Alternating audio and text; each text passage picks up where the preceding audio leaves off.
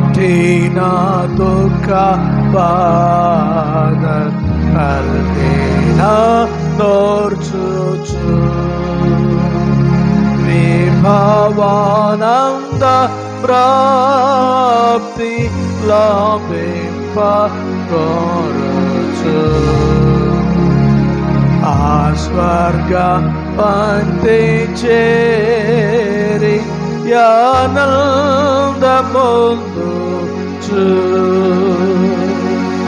ఆశంగా వేసుకుని విశ్రాంతి పొందును.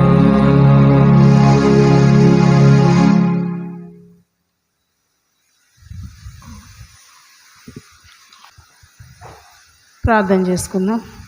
సర్వకృపానిధి మా ప్రియ పరలోకపు తండ్రి, నీ ఘనమైన నామమునకు వందనాలు, స్తుతులు, స్తోత్రాలు ప్రభువా. ఉదయకాల సమయంలో నీ సన్నిధిలో నా ప్రభువా మమ్మల్ని సజీవులకులో ఉంచావు తండ్రి. నీకు స్తోత్రాలు నాయన. ఈ యొక్క ఆదివారము నాయన పరిశుద్ధ దినము నా తండ్రి, నీ సన్నిధిలో నివసించువారు ధన్యులు అని మీరు సెలవిస్తూ ఉన్నారు ప్రభువా. దేవానికి స్తోత్రాలు నాయన. వచ్చిన బిడ్డలందరినీ దీవించి ఆశీర్వదించండి. ఇంకా రావాల్సిన బిడ్డలను కూడా మీరు నాయన నీ యొక్క సన్నిధికి సమకూర్చి మీరే మహిమ పొందమని, వాక్యం ద్వారా మీరే మాతో మాట్లాడమని, వినగల చెవులు, గ్రహించగల మనస్సు అందరికీ దయచేయమని యేసుక్రీస్తు నామములో అడిగి వేడుకుని ప్రార్థిస్తున్నాము తండ్రి. ఆమేన్. దయచేసి అందరూ కూర్చోండి. దేవుని నామమునకు స్తోత్రం కలుగును గాక. ఈ అవకాశంలో నాకు ఇచ్చినటువంటి సంఘ గురువులకు, సంఘ పెద్దలకు అందరికి కూడా ప్రభువైన యేసుక్రీస్తు నామములో నా యొక్క హృదయపూర్వకమైనటువంటి ధన్యవాదాలు తెలియజేసుకుంటూ ఉన్నాను.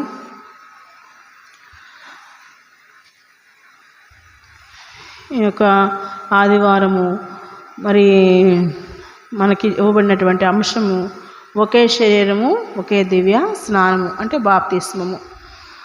సార్వత్రిక సంఘ ఆదివారము, ఐక్యతా వారము అని కూడా మనం జ్ఞాపకం చేసుకుంటూ ఉన్నాము. ఈ నూతన సంవత్సరంలో ఇది 3వ ఆదివారము. ఈ యొక్క ఆదివారంలో ఉన్నటువంటి పరిశుద్ధ దినంలో మనం కూడుకొని ఉన్నాము సంఘముగా. ఈ యొక్క మరి ఒకే శరీరము ఒకే దివ్య స్నానం బాప్తిస్మము అనేటువంటి అంశము చాలా పెద్ద అంశము. మరి దీన్ని మరి సేవకులు వివరిస్తే ఇంకా చాలా బాగుంటుంది, కానీ నాకు దేవుడిచ్చినటువంటి అతి చిన్న జ్ఞానంతో మరి కొంచెంసేపు దేవుని వాక్యాన్ని ధ్యానం చేయాలని ఆశపడుతూ ఉన్నాను.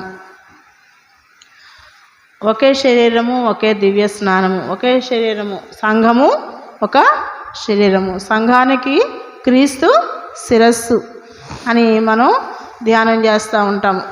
అంటే మన సంఘము అనేది మన సిఎస్ఏ సంఘము అని అనుకోవడానికి వీలు లేదు. సంఘం అంటే సార్వత్రిక సంఘము. ప్రపంచంలో ఎన్ని సంఘాలు ఉన్నాయో అన్ని సంఘాలన్నిటికీ కూడా క్రీస్తు శిరస్సుగా ఉంటూ ఉన్నాడు.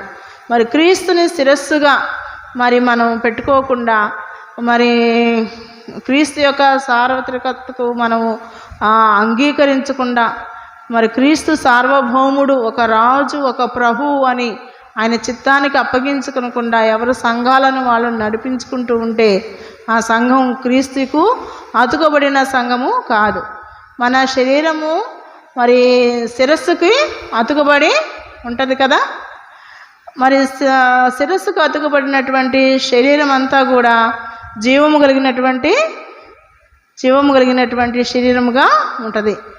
శరీరము వేరుగా ఉండి శిరస్సుని మనం వేరు చేస్తే దానికి ప్రయోజనం ఏమీ ఉండదు. అది మృతమైనది, జీవము లేనిది. ఆ యొక్క శరీరము ద్వారా ఆ యొక్క శిరస్సుకు ఎలాంటి మహిమ రాదు. ఎప్పుడైతే ఆ యొక్క శిరస్సుకి శరీరము అతుకబడి ఉంటుందో అప్పుడే ఆ యొక్క శిరస్సుకి ఘనత ఉంటుంది, మహిమ ఉంటుంది, అధికారం ఉంటుంది. అంతే కదా. మన మెదడు కూడా మనకి ఏ పని చేయమంటే మన శరీరం అంతా కూడా ఆ పని చేస్తూ ఉంటుంది.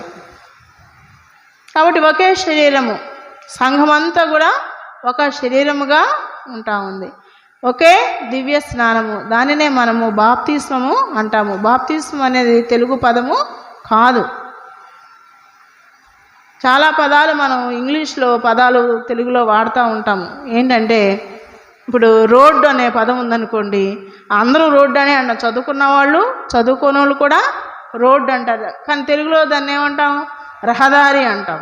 ఆ రహదారిలో వెళ్ళండి అని అనడం ఎవరు? రోడ్లో వెళ్ళండి అంటాం. అలాగే బాప్తిస్మం కూడా తెలుగు పదము కాదు. కాబట్టి ఇలాంటి కొన్ని పదాలు ఉన్నాయి. ఇక అదందరూ కూడా బాప్తిస్మం అని అనడం సహజమైపోయింది. కాబట్టి బాప్తిస్మం అనేది తెలుగు పదము. తెలుగులో దివ్య స్నానము అంటే అది మరి ఒక పవిత్రమైన కార్యము, ఒక సంస్కారము. మనము మరి క్రైస్తవులమైన మనము బాప్తిస్మాన్ని ఒక సంస్కారముగా భావిస్తూ ఉంటాము. క్రైస్తవ సంస్కారాలలో ప్రధానమైనది బాప్తిస్మము. అలాగే పరిశుద్ధ సమభాక్తము, పరిశుద్ధ వివాహము, ఇవన్నీ కూడా మరి సంస్కారాలలో చేర్చబడినవి. ఒకే శరీరము, ఒకే దివ్య స్నానము అంటే క్రీస్తులో అతుకబడిన మనము, క్రీస్తును శరీరముగా ధరించుకున్న మనము అంటే సంఘము. ఇది ఒకరికి సంబంధించినది కాదు, సంఘానికి సంబంధించినది. కాబట్టి మరి ఒకే శరీరము అంటే క్రీస్తుని శిరస్సుగా ధరించుకున్న సంఘము మరి ఐక్యత కలిగి ఏ విధంగా ఈ భూలోకములో జీవించాలి, ఐక్యత కలిగి ఎలాగా కొనసాగాలి, ఐక్యత కలిగి ఉండి శిరస్సుకి మహిమకరముగా, క్రీస్తుకి మహిమకరముగా ఏ విధముగా ఉండాలి అనేటువంటి అంశము ఈరోజు మనకి ఇవ్వబడింది. కాబట్టి ప్రియమైన దేవుని బిడ్డలారా, మొట్టమొదటిగా ఆమోసు గ్రంథము 9వ అధ్యాయము మరి 5 నుంచి 12 వరకు మనం చూసినట్లయితే, ఆమోసు గ్రంథము 12వ అధ్యాయము,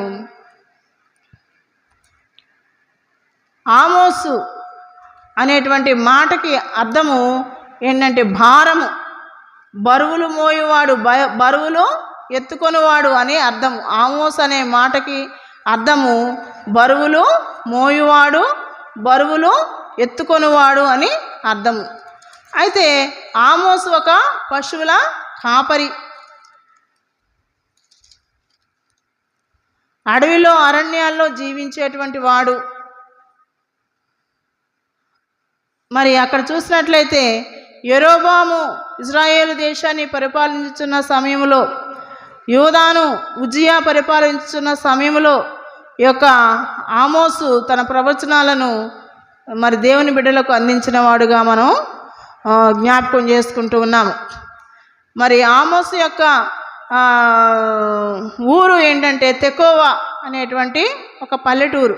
అది యెరూషలేముకు 12 కిలోమీటర్ల దూరంలో ఉంది.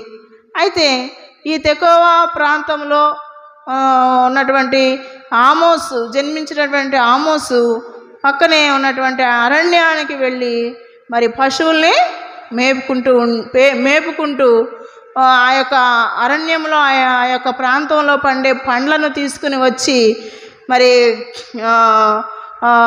ఊర్లోనికి తీసుకుని వచ్చి వాటిని అమ్ముకుని తన జీవితాన్ని కొనసాగించేవాళ్ళు. అయితే సాంఘిక పరంగా చూసినట్లయితే మరి ఆ యొక్క ఇజ్రాయేలు రాజ్యము, యూదా రాజ్యము చాలా మరి అభివృద్ధి చెందినటువంటి రాజ్యాలుగా ఉన్నాయి ఆ సమయంలో. అయితే అభివృద్ధి చెందినటువంటి రాజ్యాలు ఎలా ఉంటాయంటే సంస్కృతులు, సంస్కారాలు వాటన్నిటినీ మరిచిపోయి వారి యొక్క గొప్పతనాన్ని చూపించుకోవడానికి, వైభవాన్ని చూపించుకోవడానికి, వారి యొక్క ఉన్నతిని చూసుకోవడానికి ఎవరికి వాళ్ళే మరి తహతహలాడుతూ ఉంటారు. మనందరికీ బాగా తెలుసు, అమెరికా దేశము అంటే అందరికీ అర్థమయ్యేది ఏంటంటే, మీకు అర్థం అవడానికి నేను చెప్తున్నాను. అమెరికా ప్రస్తుతం అభివృద్ధి చెందిన దేశాలలో అమెరికా దేశము చాలా అభివృద్ధి చెందిన దేశము. అమెరికా అంటేనే మరి అన్ని వసతులు ఉన్నటువంటి దేశము, అన్ని రంగాలలో అభివృద్ధి చెందిన దేశము. అయితే పూర్వం అమెరికా ఎలా ఉండేది, ఇప్పుడు అమెరికా ఎలా ఉండేది అని ఆలోచన చేస్తే పూర్వపు స్థితికి ఇప్పుడున్న స్థితికి మరి చాలా తేడా, వ్యత్యాసము మనం చూస్తాం. ఇదివరకు అమెరికా నుంచి ఎవరన్నా వచ్చారు అంటే వాళ్ళు ఎంత భయంతో భక్తితో దేవుని వాక్యాన్ని చెప్తూ ఉండేవాళ్ళు. కానీ ఇప్పుడు అమెరికా అలా లేదు, మారిపోయింది. అక్కడ దేవుని వాక్యం లేదు, దేవునికి స్థానం లేదు, అంతగా అభివృద్ధి చెందింది. ఒక కుటుంబం కూడా అంతే. దేవుడు మనకి అన్నీ ఇచ్చాడు, కానీ ఆ కుటుంబంలో దేవుణ్ణి మనం గొప్ప చేయలేకపోతున్నాం, దేవుణ్ణి మహిమపరచలేకపోతున్నాం, దేవునికి మరి మహిమకరముగా మనము జీవించలేక. ఎందుకంటే మనం అభివృద్ధి చెందుతున్నాం. అన్ని పరిస్థితుల్లో దేవుడు మనల్ని కాపాడి అభివృద్ధి, ఆర్థికంగా సామాజికంగా మనం అభివృద్ధి చెందిన తర్వాత మన పరిస్థితులు పూర్వపు స్థితికి ఇప్పటికీ మారిపోతూ ఉన్నాయి. ఇప్పుడు అమెరికాలో పరిస్థితులు ఎలా ఉన్నాయో మనందరికీ బాగా తెలుసు, వాట్సాప్లో చూస్తూ ఉన్నాం. అలాగే ఆ రోజుల్లో యూదా రాజ్యము, ఇజ్రాయేలు రాజ్యము అభివృద్ధి చెందిన తర్వాత వాళ్ళు ఎలా అయిపోయారంటే వాళ్ళు ఇష్టానుసారముగా జీవించడం మొదలుపెట్టారు. వాళ్ళ పాపాన్ని వాళ్ళు ఎక్కువ చేసుకుంటున్నారు, పాపంతో వాళ్ళు జీవిస్తున్నారు. అది తట్టుకోలేక ఈ యొక్క ఆమోసు తన ప్రవచనాల్ని చెప్తా ఉన్నాడు. ఏమని చెప్తున్నాడంటే, మీరు నాశనం అయిపోతారు, మీరు దేవుని అంతం వచ్చేస్తుంది, మీరు దేవుని యొక్క మాటను వినండి అని ఆ యొక్క ఆమోసు ప్రవచనాన్ని చెప్తా ఉన్నాడు. చూడండి, ఇక్కడ చూసినట్లయితే మరి 7వ అధ్యాయంలో స్పష్టంగా అక్కడ మరి చెప్తా ఉంటాడు. ఏమనంటే 7వ అధ్యాయం 10వ వచనంలో, అప్పుడు బేతేలులోని యాజకుడైన అమజ్య ఇజ్రాయేలు రాజైన యెరోబామునకు వర్తమానం పంపి, ఇజ్రాయేలీల మధ్య ఆమోసు ఈ మీద కుట్ర చేయుచున్నాడు అని వర్తమానం యెరోబాముకి వర్తమానం చెప్తున్నాడు. ఏమనంటే, మరి ఇజ్రాయేలీల మధ్య ఆమోసు నీ మీద కుట్ర చేస్తున్నాడు అని. యెరోబాము ఖడ్గము చేత చచ్చుననియు, ఇజ్రాయేలీలు తమ దేశమును విడిచి చెరలోనికి పోవుదనియో ప్రకటించుచున్నాడు. మరి ఇజ్రాయేలీలు చెరలోకి వెళ్ళిపోతారు అని ప్రవచనాలు చెప్తున్నాడు ఈ ఆమోసు అని. ఆమోసును గురించి మరి అమజ్య ఎవడంటే ఒక యాజకుడు వెళ్ళి మరి రాజుతో మరి చాడీలు చెప్తున్నాడు. అప్పుడు అమజ్య ఆమోసు ఇట్లా, నేను దీర్ఘదర్శి, తప్పించుకొని యూదా దేశంలోకి పో, అచ్చట్నే బత్తెము సంపాదించుకో, అచ్చట్నే నీ వార్త ప్రకటించు. బేతేలు రాజు యొక్క ప్రతిష్ఠిత స్థలమును రాజధాని పట్టణమై ఉన్నందున నీవికను దానిలో నీ వార్త ప్రకటన చేయకు, నువ్వు తప్పుని ఖండించకు. ఎప్పుడు మనకు దీవెనలు, ఆశీర్వాదాలే కావాలి. పాపాన్ని ఖండించేవాళ్ళు, తప్పుని ఖండించేవాళ్ళు మనకి పనికి రారు. కాబట్టి ఇక్కడ అలాగే మరి అమజ్య చాడీలు చెప్పినప్పుడు యెరోబాము ఆమోసుతో అంటున్నాడు. అందుకు ఆమోసు ఏమంటున్నాడంటే, నేను ప్రవక్తనైనను కాను, ప్రవక్త శిష్యుడైనను కాను, కానీ పశువుల కాపరినై మేడి పండ్లు ఏరుకొని వాడను. నా మందలను నేను మేపుకొనుచుండగా యెహోవా నన్ను పిలిచి, నీవు పోయి నా జనులకు ఇజ్రాయేలు వారికి ప్రవచనాన్ని చెప్పమని దేవుడు నాతో చెప్పాడు. నేను ప్రవక్తను కాదు అని తాను ఒప్పుకుంటున్నాడు. నేను పశువుల కాపలను తాను తగ్గించుకుంటున్నాడు. అయినా కానీ దేవుడు నన్ను పిలిచి దేవుని వాక్యము ప్రకటించేయమని నాకు దేవుడు చెప్పాడని చెప్తూ ఉన్నాడు. ఇజ్రాయేలు వారికి ప్రవచనము చెప్పమని నాతో సెలవిచ్చాను. ఇజ్రాయేలుని గురించి ప్రవచింపకూడదని ఇస్సాకు సంతతి వారిని గురించి మాట జార విడవకూడదని నీవు ఆజ్ఞించుతున్నావే. ఎందుకు అలా చెప్తున్నావు? యెహోవా సెలవిచ్చినదేమనగా, నీ భార్య నీ పట్టణమందు వేశ్యయగును. అమజ్యతో ఆయన ప్రవచనాన్ని చెప్తా ఉన్నాడు. ఆ తర్వాత చదువుకోండి. కాబట్టి దేవుని వాక్యాన్ని ఉన్నది ఉన్నట్లుగా ఆ దినాలలో ఉన్నటువంటి పరిస్థితులను తట్టుకోలేక, పాపాన్ని చూడలేక మరి ప్రవచనాన్ని ఆమోసు చెప్తా ఉన్నాడు. అయితే 9వ అధ్యాయం మరి మనకి ఈరోజు ఇవ్వబడినటువంటి పాఠ్యభాగం 5 నుంచి మరి 10 వరకు మనం చదువుకుంటే, ఇక్కడ సైన్యంలోకి అధిపతి యెహోవా, ఆయన భూమిని మొత్తగా అది కరిగిపోవును, అందులో నివాసులందరూ ప్రలాపింతుడు, నైలు నది వలనే అదంతియు ఉబుగుచుండును, ఐగుప్తు దేశపు నైలు నది వలనే అది అణిగిపోవును. ఆకాశమందు తన కొరకై మేడగదులు కట్టుకొని వాడును, ఆకాశ మండలమునకు భూమి యందు పునాదులు వేయువాడును ఆయనే. దేవుని యొక్క గొప్పతనాన్ని గురించి ఆయన ఇక్కడ తెలియజేస్తూ ఉన్నాడు. తర్వాత చూసినట్లయితే మరి ఆయన పేరు యెహోవా. ఇజ్రాయేలీలారా, మీరును కూషీలు నా దృష్టికి సమానులు కారా? మీరును కూషీలును, ఇజ్రాయేలు వాళ్ళైనా కూషీలైనా, మరి ఏ దేశస్థులైనా, ఏ ప్రాంతానికి చెందిన వాళ్ళైనా, ఎవరైనా కానీ దేవుని దృష్టిలో ఒకటే. ఏ పాపం చేసినా పాపాన్ని ఖండించేది దేవుడు. ఎవరు పాపం చేసినా ఆయన ఎప్పుడూ ఒప్పుకోలేదు. ఇజ్రాయేల్ వాళ్ళు పాపం చేసినా ఒప్పుకోలేదు, యూదా వాళ్ళు పాపం చేసినా ఒప్పుకోలేదు. మనం పాపం చేసిన ఆయన ఎన్నడూ విడిచిపెట్టేవాడు కాదు. కాబట్టి ఎవరైనా సమానమే. నేను ఐగుప్తు దేశంలో నుండి ఇజ్రాయేలీలను, కఫ్తోరు దేశంలో నుండి ఫిలిస్తీన్లను, కీరు దేశంలో నుండి సిరియన్లను రప్పించాను. అందరికీ దేవుని వాక్యము ప్రకటింపబడతా ఉంది. అందరూ అంతటా మారు మనసు పొందాలి, రక్షణ పొందాలి, అందరూ తమ పాపములను విడిచిపెట్టాలని దేవుని వాక్యము సెలవిస్తూ ఉంది. కానీ ప్రభువైన యెహోవా కన్ను ఈ పాపిష్టి రాజ్యము మీద ఉన్నది, దానిని భూమి మీద ఉండకుండా నాశనము చేతును. అయితే యాకోబు సంతతి వారిని సర్వనాశనము చేయక విడిచిపెట్టుదును, ఇదే యెహోవాకు.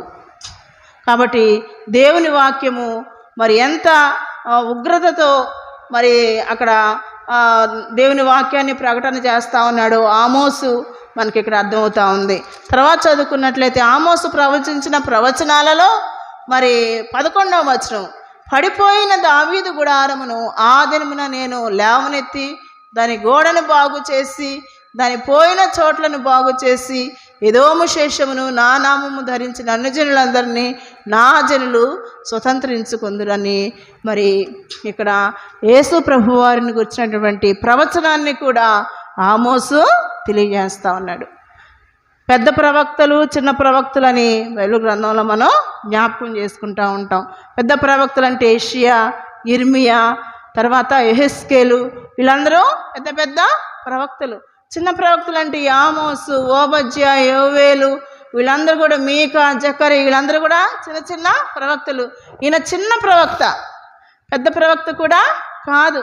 పెద్ద పెద్ద మరి అదేంటి ప్రవక్తగా ఏర్పాటు ముందుగా తల్లి గర్భంలో ఏర్పాటు చేసుకున్నవాడేం కాదు. కానీ ఆయన గొర్రె మందలను కాచుకొని చుండగా మరి దేవుడు ఆయన పిలిచి ఆయన ప్రవక్తగా ఏర్పాటు చేసుకుని దేవుని బిడ్డలకు ఆయన వాక్యాన్ని అందిస్తూ ఉన్నాడు. దేవుని యొక్క మరి చాలా సామాన్యమైనటువంటి వారిని దేవుడు ఏర్పాటు చేసుకుని ప్రవక్తగా వాళ్ళని పిలుస్తూ ఉన్నాడు. మరి ఈరోజు కొరకు ఏర్పాటు చేయబడిన 3వ పాఠ్యభాగంలో కూడా మనం ఒకసారి చదివినట్లయితే మత్తయి సువార్త 16వ అధ్యాయంలో ఇక్కడ కూడా మరి సామాన్యమైనటువంటి పేతురుని దేవుడు శిష్యుడిగా పిలుచుకొని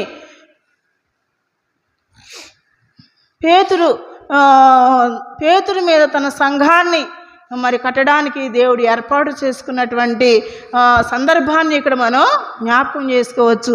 పరిశుద్ధులైన మత్తయి రాసిన సువార్త 16వ అధ్యాయము 13 నుంచి 20 వచనాలు మనం చదువుకుంటే మరి యేసు ఫిలిప్పుదైన కైసరియా ప్రాంతములకు వచ్చి మనుష్య కుమారుడు ఎవడని జనులు చెప్పుకొనుచున్నారని తన శిష్యులను అడగగా, మనుష్య కుమారుడు ఎవరని అనుకుంటున్నారు అని మరి తన శిష్యుల్ని ఏకాంతంగా తీసుకుని వెళ్ళి అడుగుతున్నారంట.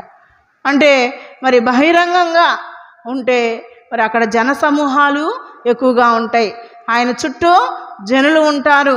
మరి ఎప్పుడు కూడా ఎడతెరిపి లేనిటువంటి జన సమూహంతో ఉండవలసిన పరిస్థితుల్లో శిష్యులను మాత్రమే వెంట పెట్టుకుని ఆయన కొన్ని ప్రదేశాలకైనా వెళ్ళారు. ఒలీవల కొండకు వెళ్ళినప్పుడు 3 శిష్యులను మాత్రమే వెంట పెట్టుకుని వెళ్ళారు. ఇక్కడ కూడా మరి తన శిష్యులను వెంట పెట్టుకుని వెళ్ళి మరి జనులు నన్ను ఎవరు అని అడుగుతున్నారని ఆయన అడుగుతున్నారు. అంతే కదా, మన విశ్వాస ప్రయాణము, మన వ్యక్తిగత జీవితము ఏ విధంగా ఉంటుందో సమాజానికి, కుటుంబానికి మరి తెలియజేయవలసిన వారమే ఉంటూ ఉన్నాం. మనం ఎక్కడి నుంచి వచ్చాం, మన పరిస్థితులు ఏంటి, మన యొక్క తల్లిదండ్రులు ఎవరు, వాళ్ళు ఎక్కడి నుంచి వచ్చారు, మన పితరులు ఎవరు, వాళ్ళు ఎక్కడి నుంచి వచ్చారు, ఇవన్నీ కూడా మనం ఒకసారి ఆలోచన చేసుకోవాలి. ఈ దినాన మనం ఈ స్థితిలో ఉన్నామంటే మన యొక్క గొప్పతనాన్ని బట్టి ఈ స్థితిలో ఉన్నామా, లేకపోతే మన పరిస్థితులు ఈ విధంగా తీసుకుని వచ్చినాయా, మన జ్ఞానం ఈ విధంగా మనల్ని ఉంచినాయా అంటే కాదు. దేవుని కృప మనం ఈ రోజు నాడు ఈ స్థితిలో ఉన్నామంటే ప్రభువారు కూడా నేను ఎవరినని ప్రజలు అనుకుంటున్నారు అంటే నేను క్రీస్తు అని ప్రజలు అనుకుంటున్నారా లేదా అనేటువంటి సందేహము అక్కడ మరి యేసు ప్రభు వారికి వచ్చినప్పుడు వారు కొందరు బాప్తిస్మం ఇచ్చి యోహాననియు, కొందరు ఏలియా అనియు, కొందరు ఇర్మియా అనియు, లేక ప్రవక్తలలో ఒకడని చెప్పుకుంటున్నారు. కొందరు ఏలియా అనుకుంటున్నారయ్యా, కొందరు ఇర్మియా అనుకుంటున్నారయ్యా, లేకపోతే కొందరు ప్రవక్తల్లో ఒక ప్రవక్తగానే నిన్ను భావిస్తున్నారయ్యా అని సమాధానం చెప్పారు. అయితే అసలు మీరేమనుకుంటున్నారు? వాళ్ళందరూ ఏదేదో అనుకుంటున్నారు, కానీ మీరు నాతో 24 గంటలు ఉంటున్నారు కదా, నాతో ప్రయాణం చేస్తున్నారు, నాతో భోజనం చేస్తున్నారు, నాతో ఉంటున్నారు కదా, మీరేమనుకుంటున్నారు అని అడిగినప్పుడు అయితే అందుకు ఆయన మీరైతే నేను ఎవరినని చెప్పుకొనిచున్నారని వారిని అడిగినందుకు సీమోను పేతురు నీవు సజీవుడు వగు దేవుని కుమారుడు అయిన క్రీస్తు అని చెప్పాడు. పేతురు ఏమని చెప్తున్నాడంటే నువ్వు సజీవుడు అయిన దేవుని కుమారుడు అయిన క్రీస్తువి అని చెప్తా ఉన్నాడు. అందుకు యేసు సీమోను బర్యోనా నీవు ధన్యుడు. సీమోను అనే మాటకు రెల్లుగడ్డి అని అర్థం. అయితే పేతురు అనే మాటకు మనందరికీ బాగా తెలుసు రాయి అని అర్థం. అయితే నీవు సజీవుడకు దేవుని కుమారుడు అయిన క్రీస్తు అని చెప్పినందుకు యేసు సీమోను బర్యోనా నీవు ధన్యుడవు, పరలోకమందున్న నా తండ్రి ఈ సంగతి నీకు బయలుపరిస్తేనే కానీ నరుడు నీకు బయలుపరచలేదు, దేవుడు నీకు బయలుపరిచాడు ఈ విషయాన్ని. లేకపోతే నరులెవరు నీకు నరులేమనుకుంటున్నారంటే ఏలియా అనుకుంటున్నారు, ఇర్మియా అనుకుంటున్నారు, ఇంకెవరో ప్రవక్త అనుకుంటున్నారు, కానీ దేవుడు నీకు ఈ విషయాన్ని బయలుపరిస్తేనే కానీ నువ్వు ఈ విషయాన్ని చెప్పలేదు. అందుకని మరి గొప్ప మరి ఆధ్యాత్మిక మరి ఆశీర్వాదాన్ని దేవుడు పేతురికి ఇక్కడ అనుగ్రహిస్తున్నాడు. అందుకు ప్రభు ఏమంటున్నాడంటే నువ్వు పేతురువి అంటే రాయి బండ, ఈ బండ మీద నా సంఘమును కట్టుదును, పాతాళలోక ద్వారములు దాని ఎదుట నిలువ నేరవు అని నీతో చెప్పుచున్నాను. మరి తర్వాత పాతాళ రాజ్యము పరలోక రాజ్యం యొక్క తాళపు చెవులు నీకు ఇచ్చేదను, నీవు భూలోకమందు దేని బంధించదు అది పరలోకమందును బంధింపబడును, భూలోకమందు దేని విప్పుదువో అది పరలోకమందును విప్పబడునని అతనితో చెప్పాను. అటు పిమ్మట తాను క్రీస్తు అని ఎవరితోనూ చెప్పవద్దని ఆయన తన శిష్యులకు ఖండితంగా ఆజ్ఞాపించాడు. తర్వాత నేను క్రీస్తునని మీకు ఇక్కడ బయలుపరచబడింది, ఈ విషయాన్ని ఎవరితోనూ చెప్పవద్దని ఖండితంగా ఆజ్ఞాపించాడు. అయితే మరి ఇక్కడ ఎంతో ఆశీర్వాదాన్ని పేతురు చేపలు పట్టుకునేటువంటి పేతురు, జాలరి అయినటువంటి పేతురు, ఇక్కడేమో ఆమోసు మేడి పండ్లు ఏరుకునేటువంటి వాడు, ఒక పశువుల కాపరి, ఒక యవనస్తుడు ఆమోసు దేవుడు ఏర్పాటు చేసుకున్నాడు. ఇక్కడ మరి పేతురుని దేవుడు ఏర్పాటు చేసుకున్నాడు. ఒక సామాన్య మానవుల్ని దేవుడు ఏర్పాటు చేసుకుంటూ ఉన్నాడు. కాబట్టి మరి దేవుని ప్రియమైన వాళ్ళారా, దేవుని ఏర్పాటు గొప్పది, దేవుని పిలుపు గొప్పది. ఆ పిలుపుకు లోబడి దేవుని వాక్యాన్ని ప్రకటించవలసిన వారముగా ఉంటూ ఉన్నాం.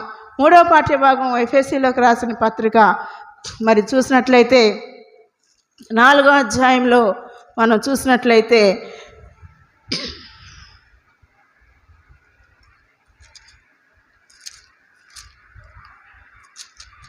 మొదటి నుంచి మరి 5 వచనాలు ఇక్కడ మనం చదువుకున్నాం. సమాధానమును బంధము చేత ఆత్మ కలిగించు ఐక్యమును కాపాడుకున్నట్టు యందు శ్రద్ధ కలిగిన వారై ప్రేమతో ఒకరినొకడు సహించుచు మరి మీరు పిలువబడిన పిలుపునకు తగినట్లుగా దీర్ఘశాంతముతో కూడిన సంపూర్ణ వినయముతోనూ సాత్వికంతోనూ నడుచుకొనవలని ప్రభువుని బట్టి ఖైదునని నేను మిమ్మను బతిమాలుకొనుచున్నాను.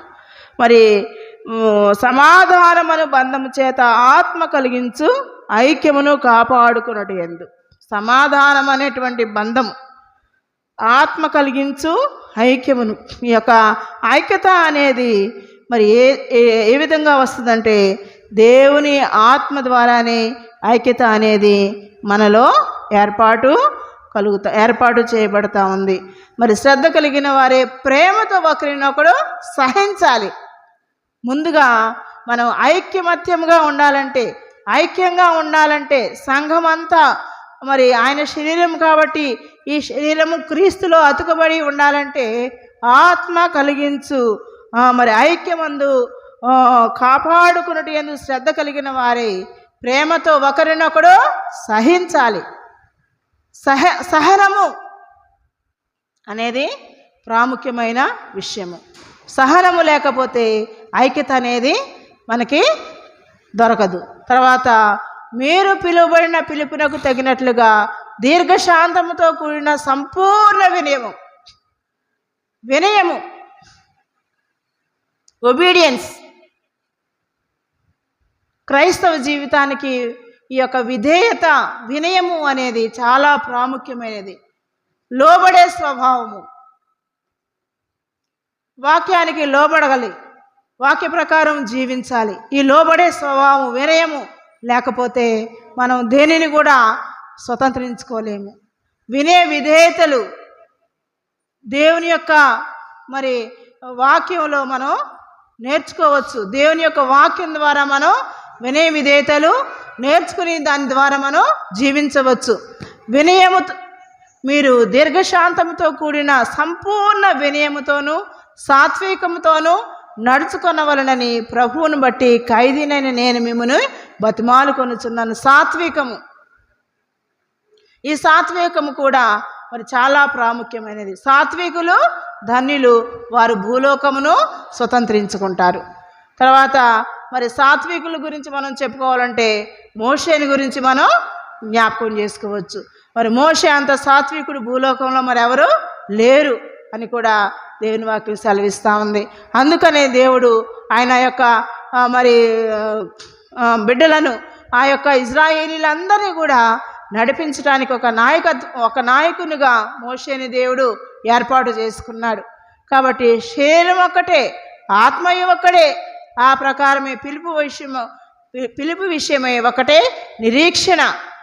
కాబట్టి శరీరము ఒకటే, శరీరాలు వేరు శరీరాలు లేవు.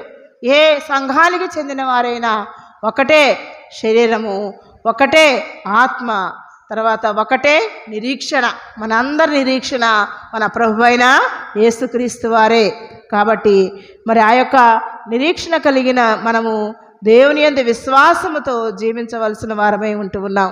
విశ్వాసం ఒకటే, బాప్తిస్మము ఒకటే, అందరికీ తండ్రి అయిన దేవుడు ఒక్కడే, ఆయన అందరికీ పైగా ఉన్నవాడే, అందరిలోనూ వ్యాపించి అందరిలో ఉన్నాడు. అయితే మనలో ప్రతి వానికి క్రీస్తు అనుగ్రహించు వరము యొక్క పరిమాణము చొప్పున కృప ఇవ్వబడెను. మనం అందరము కూడా ఒకటే శరీరము, ఒకటే ఆత్మ, ఒకటే బాప్తిస్మము, ఒకటే నిరీక్షణ కలిగిన వారమే జీవిస్తున్నాము. సంఘములో ఉన్నటువంటి మనందరం కూడా వీటన్నిటిని కూడా మనము ఒప్పుకొనవలసిన వారముగా ఉంటూ ఉన్నాము. సంపూర్ణ వినయము చాలా ప్రధానమైనది సంఘంలో ఐక్యతను కాపాడుకోవడానికి. సాత్వికము చాలా ప్రాముఖ్యమైనది. మరి ఇంకో విషయం చెప్పాలంటే ఫిలిప్పీలకు రాసిన పత్రిక 2వ అధ్యాయము ఒక వచనాన్ని మీకు జ్ఞాపకం చేస్తాను. 3వ వచనము, కక్ష చేతనైను వృధాతిశయము చేతనైను ఏమీ చేయక వినయమైన మనస్సు గలవారై ఒకరినొకడు తనకంటే యోగ్యుడని ఎంచుకోవాలి. సంఘంలో ఐక్యతగా మనం ఉండాలంటే మరి సంఘము ఐక్యము కలిగి అభివృద్ధి చెందాలంటే ఒకరికంటే ఒకడు యోగ్యుడని ఎంచుకోవాలి. ఇక్కడ ఏమనుందంటే ఒకరిని ఒకడు సహించుకోవాలి. ఇది ప్రాముఖ్యమైన విషయం. ఒకరినొకడు సహించుకోవాలి. ఒకరిలో ఉండే మంచి అలవాట్లు ఇంకొకరిలో లేకపోవచ్చు, ఒకరిలో ఉండే చెడ్డ అలవాట్లు ఇంకొకరిలో ఉండకపోవచ్చు. వారిలో మంచి, వీరిలో చెడ్డ. మీకు అర్థమవుతుంది అనుకుంటాను నేను చెప్పే మాట. ఏది ఏమైనా సరే ఒకరినొకడు పెద్ద మంచిదిలే చెప్పొచ్చిందిలే అని మనం సహజంగా అంటాం. అబ్బో వాళ్ళ గురించి మనం ఏం చెప్తాంలే అని ఇంకొకళ్ళ గురించి మనం చెప్తా ఉంటాం. ఏది ఏమైనప్పటికీ సరే ఒకరినొకరు సహించుకోవాలి. సహించుకుని ఇక్కడ కక్ష చేతనైనను వృధాతిశయమి చేతనైన ఏమి చేయక వినయమైన మనసు గలవారై ఒకరినొకరు తనకంటే యోగ్యుడని ఎంచుకోవాలి. మంచున్నా చెడ్డున్నా, అది మంచిదైనా అది చెడ్డదైనా ఒకరికంటే ఒకళ్ళు యోగ్యులని ఎంచుకోవాలి. ఇది చాలా ప్రాముఖ్యమైన విషయం. సంఘము అభివృద్ధి చెందాలంటే, సంఘము ఐకమత్యంగా ఉండాలంటే, సంఘము ఐక్యత కలిగి ఉండాలంటే ఈ విషయాలు చాలా ప్రాముఖ్యమైనవని మరి ప్రభువు వాక్యము సెలవిస్తూ ఉంది. ఒకరికంటే ఒకడు యోగ్యుడిగా ఎంచుకోవాలి. ఒకరి తప్పులు ఒకళ్ళు ఎంచుకుంటే ప్రయోజనం ఏమి లేదు. ఎవరి గొప్పతనం వాళ్ళు చెప్పుకుంటే ప్రయోజనము ఏమి లేదు. సహజం, మానవులం కాబట్టి ఎన్నో పొరపాట్లు ఉంటాయి, ఎన్నో తప్పిదాలు ఉంటాయి, ఎన్నో మంచి పనులు కూడా చేయొచ్చు. కానీ ఒకళ్ళనొకళ్ళు సహించుకోలేం. అది మనలో వచ్చినటువంటి పెద్ద పొరపాటు ఏంటంటే ఒకళ్ళనొకళ్ళు సహించుకోలేము, ఒకళ్ళనొకళ్ళు క్షమించుకోలేము, ఒకళ్ళనొకళ్ళు అర్థం చేసుకోలేని పరిస్థితుల్లో మనం ఇంకా జీవిస్తూనే ఉన్నాం. దీన్ని బట్టి సంఘం ఏమైపోతూ ఉందంటే మరి పెడదోవ పడతా ఉంది. కాబట్టి ఇక్కడ ప్రభువారు ఏమని చెప్తున్నారంటే ఒకరినొకడు సహించుకోండి, ఒకళ్ళకంటే ఒకళ్ళు యోగ్యులుగా ఎంచుకోండి, ఒకళ్ళనొకళ్ళు ప్రేమించుకోండి. సంఘానికి ఆధారమైనవి ఇవే. ఒకళ్ళకంటే ఒకళ్ళు గొప్పవాళ్ళని ఎంచుకోవాలి, ఒకళ్ళనొకళ్ళు ప్రేమించుకోవాలి, ఒకళ్ళనొకళ్ళు సహించుకోవాలి. బాగా పాటలు పాడిన అవసరం లేదు, బాగా వాక్యం చెప్పుకోని అవసరం లేదు, బాగా మరి దేవుని యొక్క వాక్యాన్ని చదవాల్సిన అవసరం లేదు. కానీ మరి ఒకళ్ళనొకళ్ళు సహించుకొని, ఒకళ్ళనొకళ్ళు ప్రేమించుకుని, ఒకళ్ళకంటే ఒకళ్ళు యోగ్యులు అనుకోవాలంట. ఒకళ్ళకంటే ఒకళ్ళు యోగ్యులంటే గొప్పవాళ్ళు అనుకో, నాకంటే మీరే గొప్పవాళ్ళండి అని పొగుడుకోవాలంట.